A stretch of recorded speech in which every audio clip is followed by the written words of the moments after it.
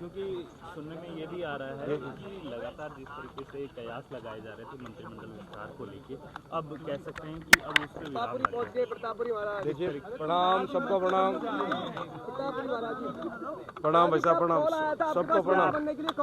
नहीं, हमारे पास कॉल करवाने की आवश्यकता ही नहीं, हम तो सदा तैयार है, तत्पर अपने कर्तव्य का निर्वहन करें। अब तो आप मंत्री बन रहे हैं, आपको मंत्री बनने की बधाई हो। मैं जो हूँ उसी में प्रसन्न हो, और इसके लिए मुझे बधाई दें, अच्छी बात है। तो आपको संगठन जिम्मेदारी दे रहे हैं, तो संगठन जिनको जिम्मेवारी देंगे उनको मेरी तरफ से बधाई। नहीं तो आपका भी तो नाम काफी ऊपर चल रहा है, क्योंकि आप उस क्षेत्र से जनता की भावना है, जनता की भावना है, इसलिए पार्टी निश्चय ही जनता की भावना को सम्मान देगी। तो आपके पास भी फोन आया? फोन की आवश्यकता नहीं है, मैं तो बिना फोन ही आने वाला हूँ। नहीं, एक हिंदू चेहरे की अगर बात की जाए तो महंत प्रतापपुरी जी का नाम सबसे ऊपर आता है, क्योंकि बीजेपी चाहे सनातन हो, चुनाव के अंदर भी सनातन धर्म को लेकर लगातार जनता के हम तो हमारी संस्कृति के वाहक हैं।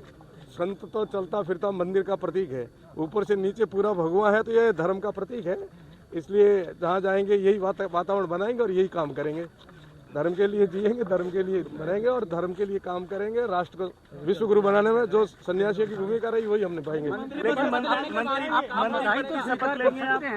आज सुबह का वक्त है, बीजेपी कार्यालय आप आए हैं, तो हम अगर बधाई दे रहे हैं आप। बिल्कुल स्वीकार तो ये है कि मैं एक जनता ने मुझे इस योग्य समझ करके विधानसभा की दहलीज पर चढ़ करके शपथ लेने का जो सौभाग्य दिया, इसके लिए मुझे बधाइयाँ आप बहुत सारी दी है। जो दे रहे हैं वो मुझे स्वीकार है, और आप सबका प्रेम और स्नेह।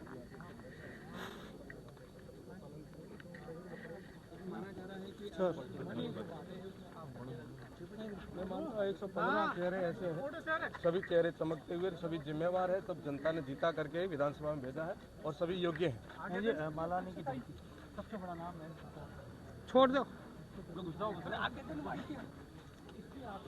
लेकर बहुत गंभीरता है।